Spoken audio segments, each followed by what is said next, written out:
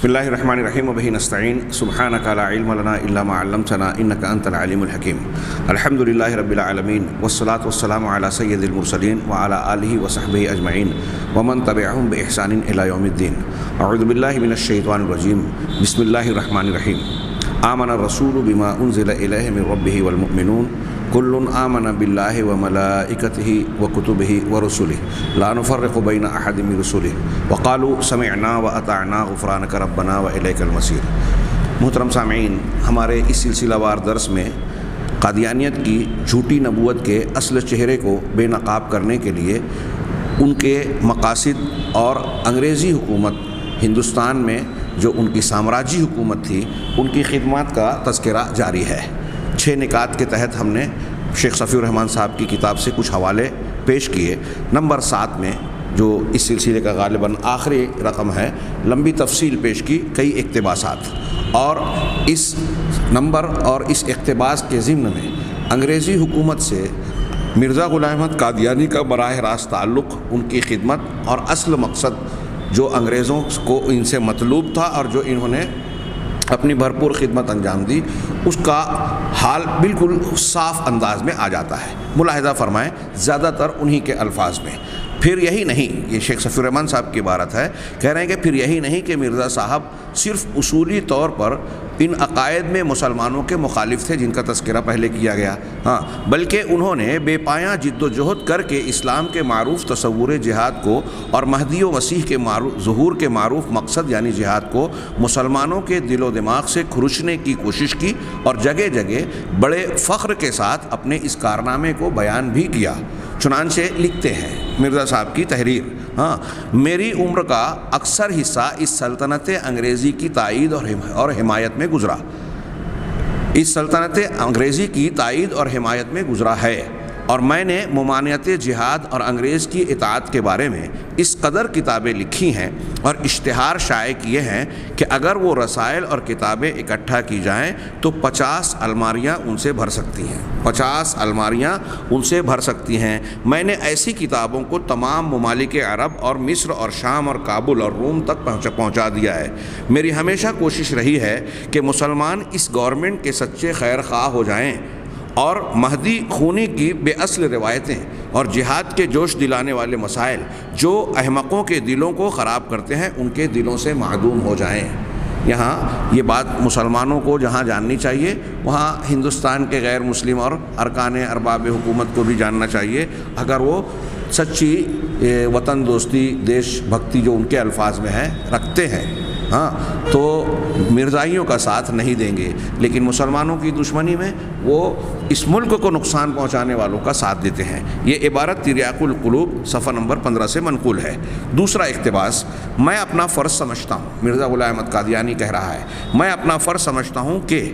اسلامی جوش کے لوگوں کو ناجائز خیالات اور جوشوں سے، یہ انہی کے الفاظ ہیں، جوش کی جمع جوشوں، ناجائز خیالات اور جوشوں سے ان کے جذبات کو روک دوں۔ یہ مسلمان لوگ ایک خونی مسیح کے منتظر تھے اور نیز ایک خونی مہدی کا بھی انتظار کرتے تھے۔ یہ عقیدے اس قدر خطرناک ہیں کہ ایک مفتری کاذب مہدی موعود کا دعویٰ کر کے ایک دنیا کو خون میں غرق کر سکتا ہے، پس خدا نے چاہا کہ یہ غلط خیالات دور ہوں، اس لیے اس نے مجھے مسیح موعود اور مہدی موعود کا خطاب دے کر میرے پر ظاہر فرمایا۔ عبارت بھی دیکھیے، نبوت کا دعویٰ ہے اور عبارت جو ہے فصاحت و بلاغت سے گری ہوئی، میرے پر ظاہر فرمایا کہ کسی خونی مہدی یا خونی مسیح کا انتظار کرنا سراسر غلط خیال ہے۔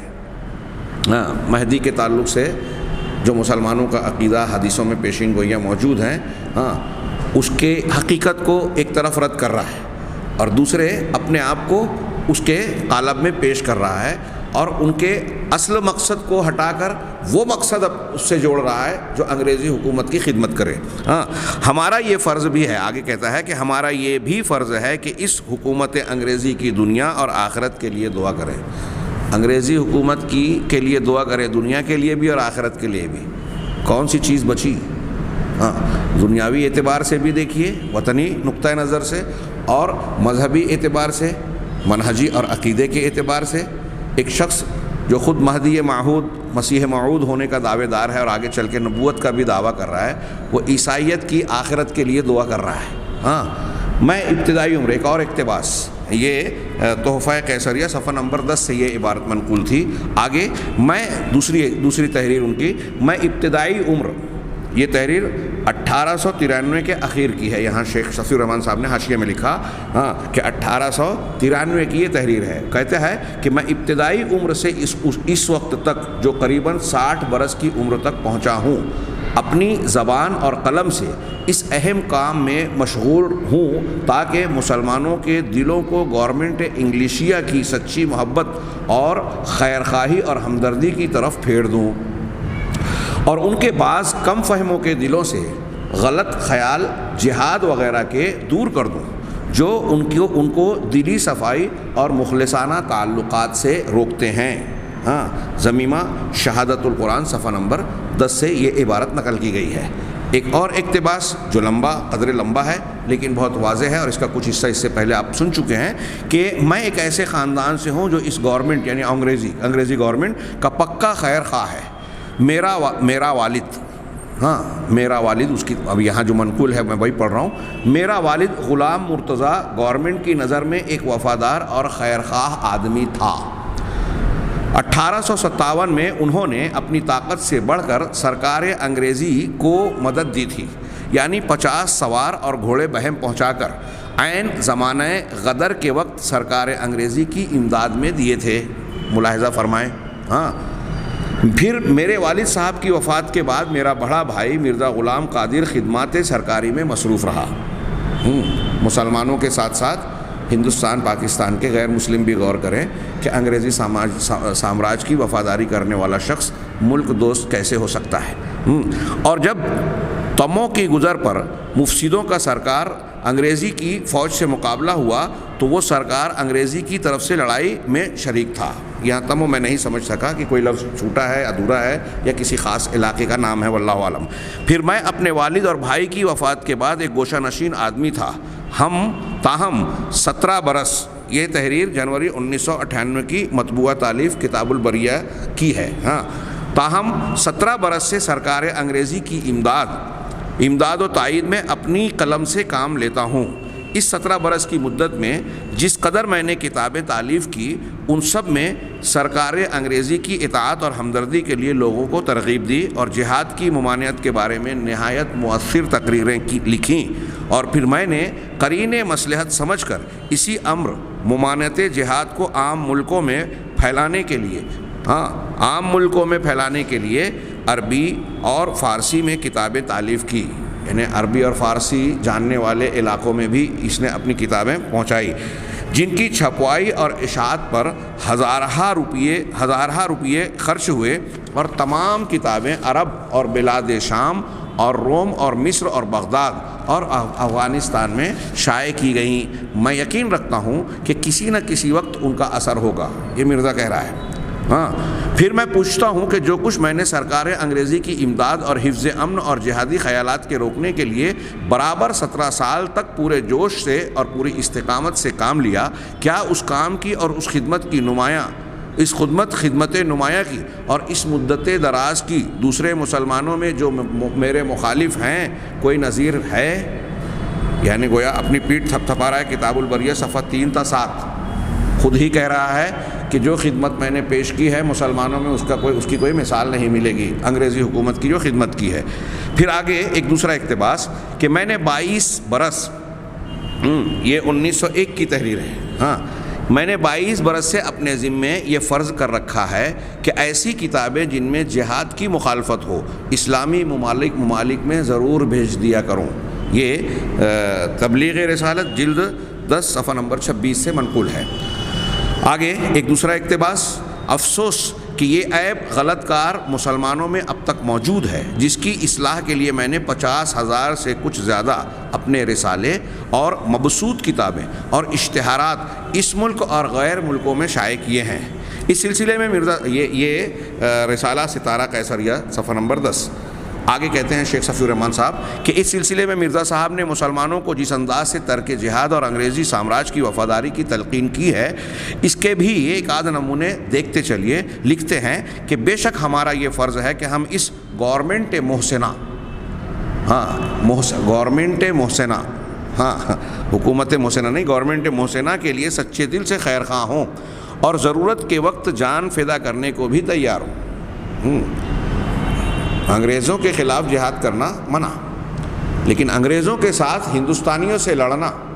یہ انہوں نے اس میں حصہ لیا، ان کے والد نے حصہ لیا، انہوں نے حصہ لیا، انہوں نے، اور پھر ان کے بعد ان کے خلفاء نے اپنے افراد کو افغانستان میں بھیجا انگریزوں کی مدد کے لیے، جان کی بازی لگانے کے لیے۔ تو اسلامی جہاد غلط ہے، لڑنا غلط ہے، خون بہانا غلط ہے، لیکن انگریزوں کے لیے لڑنا صحیح ہے، وہ یہ کہہ رہا ہے کہ اور ضرورت کے وقت جان فدا کرنے کو بھی تیار ہوں، لیکن ہم اس طرح پر بھی غیر قوموں اور غیر ملکوں میں اپنی محسن گورنمنٹ کی نیک نامی پھیلانی چاہتے ہیں کہ کس طرح اس عادل گورنمنٹ نے دینی امور میں ہمیں پوری آزادی دی ہے۔ عادل گورنمنٹ انگریزوں کو کہہ رہا ہے کہ دینی امور میں ہمیں پوری آزادی دی ہے، بس کیا آپ لوگ چاہتے نہیں کہ اس محسن گورنمنٹ کا ان تمام تعریفوں کے ساتھ دنیا میں نام پھیلے اور اس کی محبت دور تک دلوں میں جاگزی ہو؟ یہ البلاغ صفحہ 32-33 سے منقول ہے۔ آگے ایک اور اقتباس، یہ سچ ہے کہ ہم اس گورنمنٹ کی رعایا ہیں اور دن رات بے شمار احسانات دیکھ رہے ہیں، اس لیے ہمارا یہ فرض ہونا چاہیے کہ سچے دل سے اس گورنمنٹ کی اطاعت کریں اور اس کے مقاصد کے مددگار ہوں اور اس کے مقابل پر ادب اور غربت اور فرما برداری کے ساتھ زندگی بسر کریں۔ معاف کیجیے گا، شاید عبارت یہ ہے کہ اس کے مقابل پر ادب اور غربت اور فرما برداری کے ساتھ زندگی بسر کریں۔ ہم تو بار بار خود گواہی دیتے ہیں کہ نہایت ہی بدذات وہ لوگ ہیں جو متواتر احسانات اس گورنمنٹ کے دیکھ کر اور اس کے زیر سایہ اپنے مال اور جان اور عزت کو محفوظ پا کر پھر بغاوت کے خیالات دل میں پوشیدہ رکھتے ہیں۔ یعنی حکومت، انگریزی حکومت کو احسان کرنے والی، عزت اور جان کی حفاظت کرنے والی قرار دے رہا ہے، جبکہ حقائق دنیا کے سامنے موجود ہیں۔ یہ بھی پچھلے اقتباس کی طرح اسی کے صفحہ نمبر البلاغ صفحہ نمبر 55 سے منقول ہے۔ آگے شیخ فرماتے ہیں، شیخ صفی الرحمان صاحب، کہ 1891 میں قوس میں لکھا کہ جب کہ مرزا صاحب کا دعویٰ مسیحیت ابھی تازہ بتازہ منظر عام پر آیا تھا، قوس بند۔ 1891 میں روس اور برطانیہ میں جنگ کے امکانات کا ذکر کرتے ہوئے مرزا صاحب نے فرمایا، عالمی سطح پر بھی انگریزی حکومت کے، برطانوی حکومت کے مقاصد ان کے سامنے رہتے تھے، اسی لیے دوسرے ملکوں میں بھی اپنی کتابیں خاص طور سے ترک جہاد والی مسلمانوں میں بھیجتے رہے، اور یہاں روس اور برطانیہ میں جنگ کے امکانات کا ذکر کرتے ہوئے مرزا صاحب نے فرمایا کہ ہر ایک سعادت مند انسان کو دعا کرنی چاہیے کہ اس وقت انگریزوں کی فتح ہو، روس کے مقابلے میں انگریزوں کی فتح ہو، کیونکہ یہ لوگ ہمارے محسن ہیں اور سلطنت برطانیہ کے ہمارے سر پر بہت احسان ہیں۔ سخت جاہل اور سخت نادان اور سخت نالائق ہے وہ مسلمان جو اس گورنمنٹ سے کینہ رکھے، اگر ہم ان کا شکر نہ کریں تو پھر ہم خدا تعالیٰ کے بھی ناشکر گزار ہیں، کیونکہ ہم نے جو اس گورنمنٹ کے زیر سایہ آرام پایا اور پا رہے ہیں وہ آرام ہم کسی اسلامی حکومت میں بھی نہیں پا سکتے۔ حکومت برطانیہ کے سامراج کے تحت یہ کہہ رہا ہے کہ جو آرام ہمیں یہاں میسر ہے کسی اسلامی گورنمنٹ میں بھی نہیں پا سکتے، ہرگز نہیں پا سکتے، دوبارہ کہا۔ یہ ازالہ اوہام طبع پنجم صفحہ نمبر 211۔ آگے شیخ صفی الرحمان صاحب نے بیان کیا کہ ترک جہاد کی ترغیب و تحریض کے سلسلے میں مرزا صاحب کے بعض اشعار بھی ملاحظہ فرما لیجئے، شعر بھی فرمائیں۔ لکھتے ہیں، اب چھوڑ دو جہاد کا اے دوستو خیال، دی کے لیے حرام ہے اب جنگ اور جدال، اب آ گیا مسیح جو دی کا امام ہے، دی کے تمام جنگوں کا اب اختتام ہے، اپنے آپ کو مسیح کہہ کے کہ وہ اختتام کر رہا ہے۔ اب آسماں سے نور خدا کا نزول ہے، اب جنگ اور جہاد کا فتویٰ فضول ہے، دشمن ہے وہ خدا کا جو کرتا ہے اب جہاد، منکر نبی کا ہے جو یہ رکھتا ہے اعتقاد۔ یہ اشتہار چندہ منارت المسیح سے منقول ہے، یہ ایک اشتہار تھا۔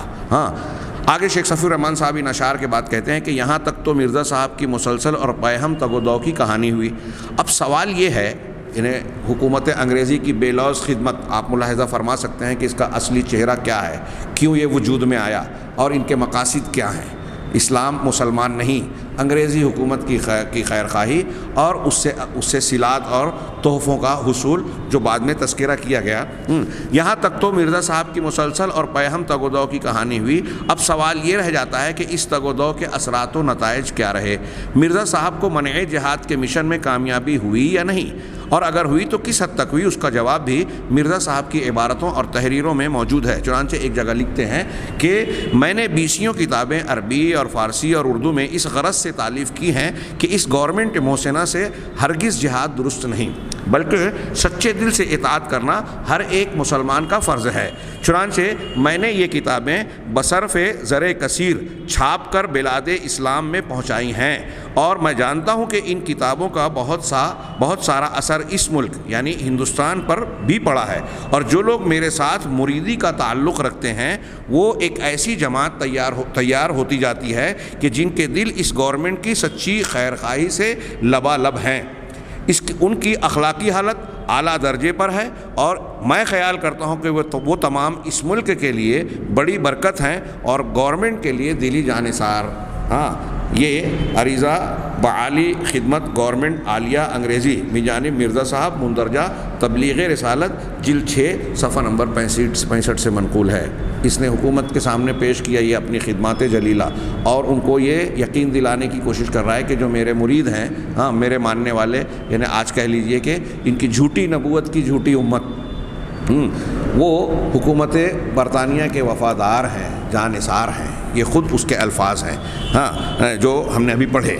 آگے وہ ایک اور اقتباس کہ مجھ سے سرکار انگریزی کے حق میں جو خدمت ہوئی وہ یہ تھی کہ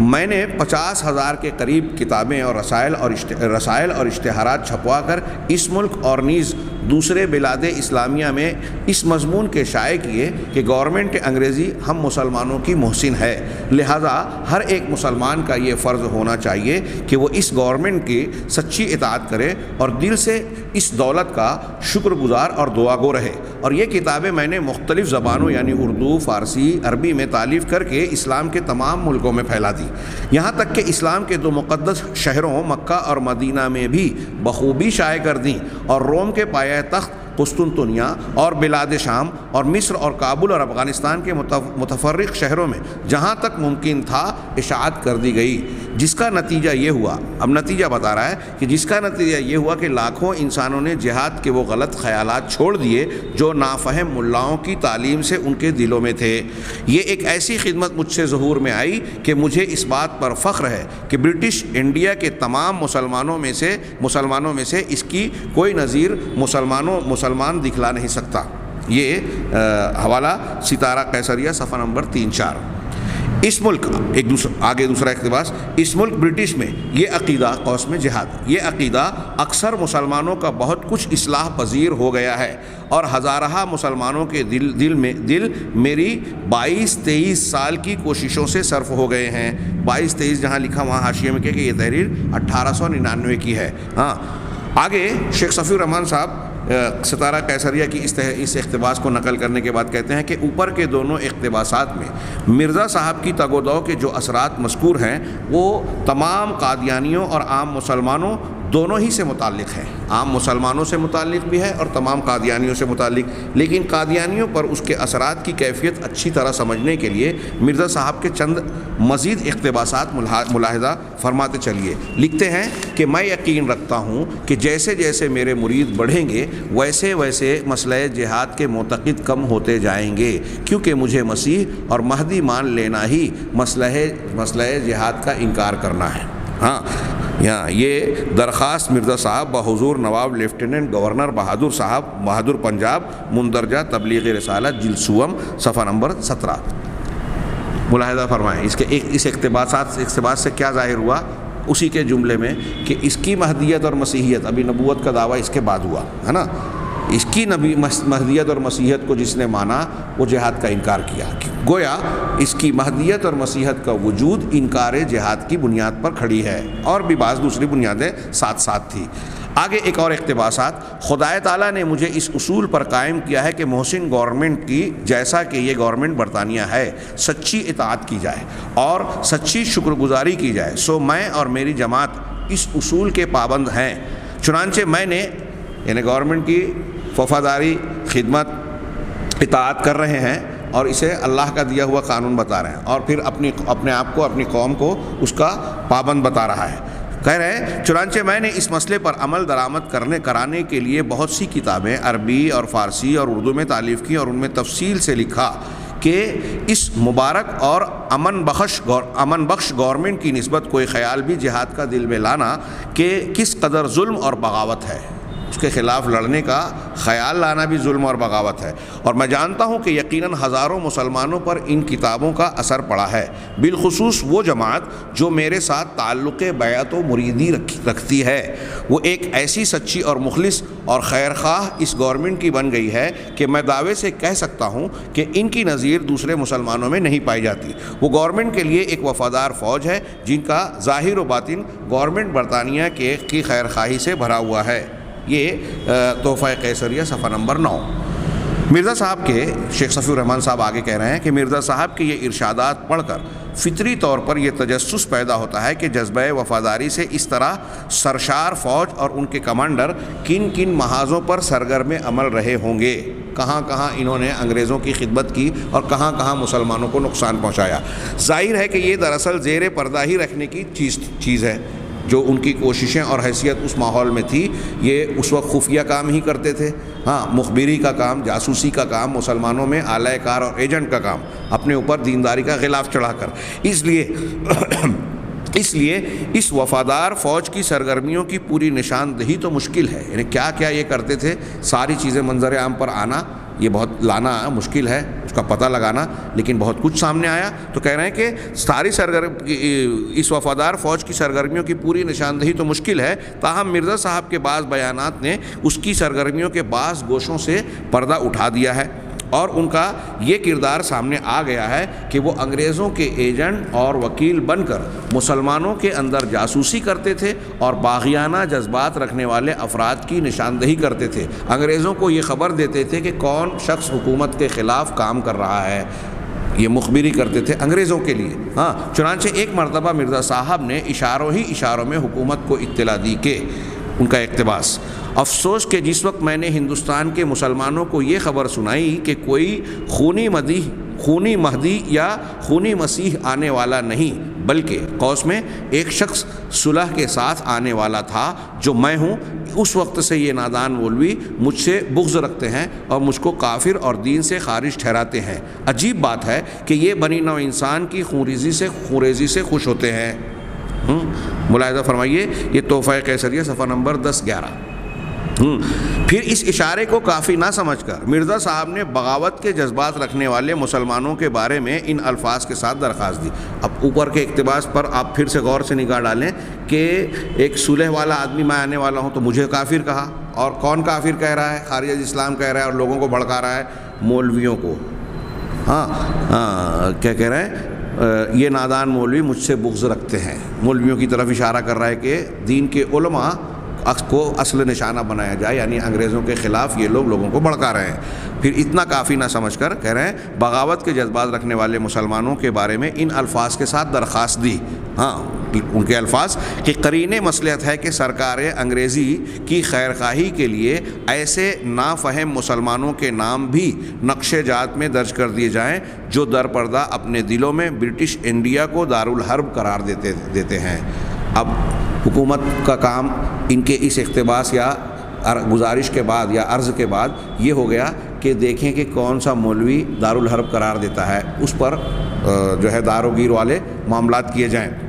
پھر سے میں پڑھ رہا ہوں، قرین مصلحت ہے کہ سرکار انگریزی کی خیر خواہی کے لیے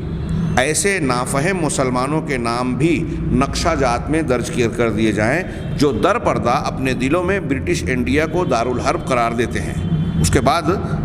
ایک اور آگے ایک دوسرا پیراگراف نقل کیا اسی کے تحت میں کہ ہم امید رکھتے ہیں ہماری گورنمنٹ حکیم مزاج بھی ان نقشوں کو ایک ملکی راز کی طرح اپنے کسی دفتر میں محفوظ رکھے گی۔ چھپا کے رکھے ان نقشوں کو. ایسے لوگوں کے نام، ماں، پتہ و نشان یہ ہے. ہاں انہوں نے یہ خود لکھا، تحریر مرزا مندرجہ تبلیغ رسالت، تحریر مرزا مندرجہ تبلیغ رسالت جلد پنجم صفحہ 11. اب یہاں وہ نام نہیں دیے، اس کا مطلب یہ کہ اس تحریر کے بعد مرزا صاحب نے کچھ ناموں کو بھی پیش کیا. اب یہ حکومت کے لیے جو ان کی کوششیں تھیں، اس کے بعد شیخ صفی الرحمان صاحب نے وفاداریوں کا صلہ ایک عنوان قائم کیا. ہاں میں اس کا کچھ حصہ آج کے درس میں پیش کر دینا مناسب سمجھتا ہوں کہ مرزا صاحب کو استعمار کی بے لوث خدمات اور وفاداریوں کا جو صلہ انگریزوں سے ملا، اور ان وفاداریوں کے نتیجے میں مرزا صاحب اور انگریزوں کے درمیان تعلقات جس قدر گہرے ہوئے، اس کا اندازہ کرنے کے لیے بھی مرزا صاحب کے اپنے بیانات موجود ہیں. موصوف لکھتے ہیں کہ مجھے اس بات کا اقرار ہے کہ اس بابرکت گورنمنٹ یعنی انگریزی کے آنے سے ہم نے اور ہمارے بزرگوں نے ایک لوہے کے جلتے ہوئے تنور سے نجات پائی ہے. ستارہ قیصریہ صفحہ نمبر 4، تحفہ قیصریہ صفحہ نمبر 25-26، یہ دو حوالے دیے. میرے اعلیٰ مقاصد، ان کی تحریر، میرے اعلیٰ مقاصد جو جناب قیصرہ ہند کی حکومت کے سائے کے نیچے انجام پذیر ہو رہے ہیں، ہرگز ممکن نہ تھا کہ وہ کسی اور گورنمنٹ کے زیر سایہ انجام پذیر ہو سکتے، اگرچہ وہ کوئی اسلامی گورنمنٹ ہی ہوتی. یہ دوسرا، معاف کیجیے گا، جو پہلا تھا ستارہ قیصریہ کا تھا، یہ تحفہ قیصریہ صفحہ نمبر 25-26 سے ہے. آگے ایک اور تحریر کہ ہمیں اس گورنمنٹ کے آنے سے وہ فائدہ پہنچا کہ سلطان روم کے کارناموں میں اس کی تلاش کرنا ابس ہے. سلطان روم میں بھی وہ کارنامے انجام نہیں دیے. اشتہار مرزا مندرجہ تبلیغ رسالت جلد 8 صفحہ نمبر 5. بلکہ اس گورنمنٹ، مرزا کی ایک اور تحریر، بلکہ اس گورنمنٹ کے ہم پر اس قدر احسان ہے کہ اگر ہم یہاں سے نکل جائیں تو یہ ہمارا مکہ میں گزر ہو سکتا ہے، اور نہ ہمارا مکہ میں گزر ہو سکتا ہے، نہ قسطنطنیہ میں. تو کس طرح ہو سکتا ہے کہ ہم اس کے برخلاف کوئی خیال دل میں رکھیں؟ مکہ میں بھی گزر نہیں ہوگا، یہاں گزر ہوگا. یہ ارشاد مرزا مندرجہ ملفوظات احمدیہ جلد اول صفحہ نمبر 86. میں اپنے کام کو نہ مکہ میں اچھی طرح چلا سکتا ہوں. ایک اور اقتباس، میں اپنے کام کو نہ مکہ میں اچھی طرح چلا سکتا ہوں، نہ مدینہ میں، نہ روم میں، نہ شام میں، نہ ایران میں، نہ کابل میں، مگر اس گورنمنٹ انگریزی میں جس کے اقبال کے لیے دعا کرتا ہوں. اشتہار مرزا مندرجہ تبلیغ رسالت جلد 8 صفحہ نمبر 69. آگے شیخ صفی الرحمان کہتے ہیں کہ ان تفصیلات کو مد نظر رکھ کر بڑی آسانی سے سمجھا جا سکتا ہے کہ مرزا صاحب اور انگریزی استعمار میں کس قسم کے روابط تھے، یعنی مرزا صاحب اس استعمار کے کتنے زبردست اعلی کار تھے، اور اس استعمار نے مرزا صاحب کی وفاداریوں کا صلہ کس طرح دل کھول کر دیا تھا. وثوق کے ساتھ یہ کہنا تو مشکل ہے کہ مرزا صاحب نے اپنی تحریک کا آغاز انگریزوں کے ایما اور ان کی تجویز پر کیا تھا. یعنی وثوق کے ساتھ تو یہ نہیں کہہ سکتے، لیکن اس بات کا سراغ لگتا ہے کہ مذہبی میدان میں مرزا صاحب کے قدم فرما ہونے سے پہلے ہی انگریزوں نے ان سے معنی خیز وعدے کر رکھے تھے، ان کو کچھ وعدے کر رکھے تھے. اگرچہ شیخ کہہ رہے ہیں کہ یہ وثوق سے نہیں کہا جا سکتا، لیکن میں ایسا مانتا ہوں کہ یہ کہنا بھی کوئی غلط نہیں ہے. یہ ساری خدمات کے بعد درجہ بدرجہ دعوے ہوئے، بہت سارے دعوے، اور نبوت کا دعویٰ تک پہنچا، تو یہ کہنا بہرحال درست ہے کہ مرزا غلام احمد قادیانی کی نبوت کی بعثت جو مبعوث کیے گئے، وہ ظاہر سی بات ہے کہ اللہ کی طرف سے تو سوال ہی پیدا نہیں ہوتا. خاتم النبیین کے بعد یہ حکومت برطانیہ کے مبعوث کردہ نبی تھے، چھوٹے نبی لانچ کیے ہوئے.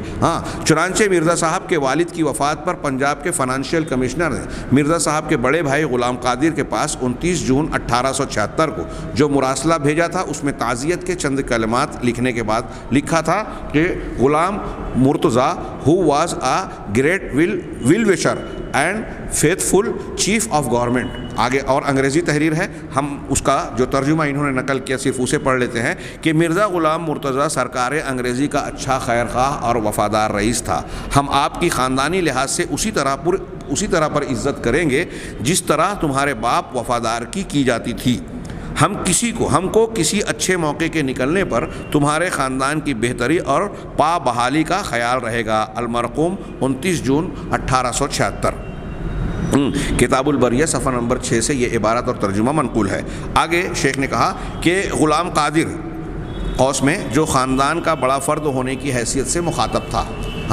یہ مخاطب تھا، یہ غلام قادر چند برس بعد انتقال کر گئے، اور اس وعدے کے عملی جامہ سے آراستہ ہونے کے لیے مرزا صاحب کی ذات باقی رہی.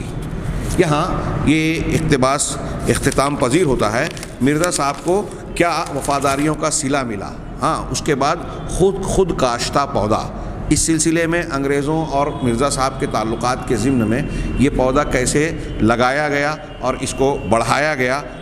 اور پھر اس ضمن میں علامہ اقبال کے کچھ فارسی کچھ اردو اشعار پیش کیے گئے اور بتایا گیا کہ مرزا علامہ اقبال نے بھی بعد میں جیسے اردو کے اشعار محکوم کے الہام سے اللہ بچائے، محکوم کے الہام سے، مرزا کے الہام کو محکوم کا، حاکم نے ان کو الہام کیا، اور یہ محکوم اس کو بتا رہا ہے کہ آسمانی الہام ہے، تو محکوم کے الہام سے اللہ بچائے، غارت گر اقوام ہے یہ صورت چنگیز، وہ نبوت ہے مسلمان کے لیے برگ حشیش جس نبوت میں نہیں قوت و شوکت کا پیام۔ یہ پوری مرزا کی فکر پر گویا علامہ اقبال کے ان اشعار نے ضرب کلیم میں جو ہے ضرب لگائی، اور مرزا صاحب اور بہاء اللہ ایرانی کے درمیان تقابل کرتے ہوئے دونوں کا کردار بڑے دلچسپ انداز میں علامہ اقبال نے رفت ازواں مستی و ذوق و سرور، یہ جاوید نامہ میں خطاب با جاوید کے اشعار میں انہوں نے پیش کیے۔ اس طریقے سے مرزا صاحب کے خود کاشتہ پودے کا ذکر کیا، اس کی کچھ حقیقت کو بے نقاب ہونے پر جو علامہ اقبال کے اشعار کا ذکر کیا، اور پھر مرزا صاحب کے بعد ان کی انگریزوں کے ساتھ کیا کچھ تعلق اور خاطرداری رہی، مرزا حکیم نور الدین، مرزا محمود اور ان کے خلفاء نے کس طریقے سے ان کی خدمات انجام دی، اور سلے میں انگریزوں نے ان کی سرپرستی کی، پاکستان میں بڑے اعلیٰ عہدوں پہ سر ظفر اللہ خان اور بڑے بڑے حکومت کے کلیدی ذمہ داریوں پر قادیانیوں کا براجمان ہونا، احمدیت کو فروغ دینے کی کوشش کرنا، ان کو تقویت پہنچانا، وہاں ایک قیام سینٹر کا قیام کرنا، اور بہت ساری کوششوں کا تذکرہ اس میں کیا گیا ہے، جس کا اگرچہ مطالعہ دلچسپی اور افادیت سے خالی نہیں ہے کہ مسلمانوں کے درمیان غیر مسلم طاقتوں کی طرف سے جو لانچ کیے گئی طاقتیں ہیں ان کا کس طریقے سے استعمال ہوتا ہے، اس سے آپ باخبر ہوں گے۔ میں شاید وہ اقتباسات پیش نہ کر سکوں، لیکن اس کا مطالعہ کرنا چاہیے کہ ہندوستان پاکستان کے تقسیم ہو جانے کے باوجود یہ گروہ جو ہے انگریزوں کی خدمت پر مامور تھا اور آج بھی ہے، ان کا آج بھی سب سے بڑا سینٹر اور مرکز جو ہے وہ برطانیہ میں ہی پایا جاتا ہے، اور ان کی ساری کوششیں وہاں سے سرگرمی پاتی ہیں۔ آج مختلف ملکوں میں، خاص طور سے بعض مسلم ممالک اور بطور خاص پاکستان میں، وہ NGOs کی شکل میں قادیانی تحریک جو ہے اپنے عمل کو سر انجام دیتی ہے۔ ان کے بہت سارے کارندے حکومت کے مختلف گوشوں میں، عدالتوں میں، محکموں میں اثر و نفوذ رکھتے ہیں اور اپنی خفیہ کارروائیاں جاری رکھتے ہیں۔ جناب محمد رسول اللہ صلی اللہ علیہ وسلم کی نبوت اور آپ کی ناموس پر حرف گیری کرنے کی مسلسل کوشش کرتے رہتے ہیں۔ آپ کی خاتمیت نبوت کو نشانہ بنانے پر وہ اب آج بھی لگے رہتے ہیں، اور آج بھی بعض اعتبارات سے سیاسی، معاشی، حکومتی سطحوں پر عالمی طاقتوں کے مفادات اس بات سے جڑے ہوتے ہیں کہ مسلمان اور مسلمانوں کے عقائد پر ضرب لگائی جائے، اور ایسے لوگ اور مرزا غلام احمد قادیانی کی جھوٹی امت، جھوٹی نبوت کی جھوٹی امت اس کام پر اپنے سرگرمی سے عمل انجام دیتی ہے۔ اگلے دروس میں یہ میں نے بہت سرسری سے تذکرہ کیا، انشاءاللہ مرزا غلام احمد قادیانی کی پیشین گوئیاں اور پھر اس سلسلے میں ان کی تردید اور جن لوگوں نے اس کے خلاف محاذ پر جو ہے اپنے کردار نمایاں طور پر انجام دیے، ان کا اختصار کے ساتھ تذکرہ کرنے کی ہم کوشش کریں گے۔ یہ جانکاری اور یہ معلومات ہمارے لیے بہت ہی افادیت کی اہمیت رکھتی ہے، ایمان بالرسالہ کے جذبات کو بڑھاتی ہے کہ جن لوگوں نے اس محاذ پر کام کیا دراصل وہ رسول اللہ صلی اللہ علیہ وسلم کی نبوت اور خاتم الانبیاء ہونے کی حیثیت کی حفاظت کرتے رہے۔ اللہ تعالیٰ سے دعا ہے کہ وہ ہمیں بھی دین کا سچا خادم بنائے۔ وآخر دعوانا ان الحمد للہ رب العالمین، وصلی اللہ علی نبینا محمد۔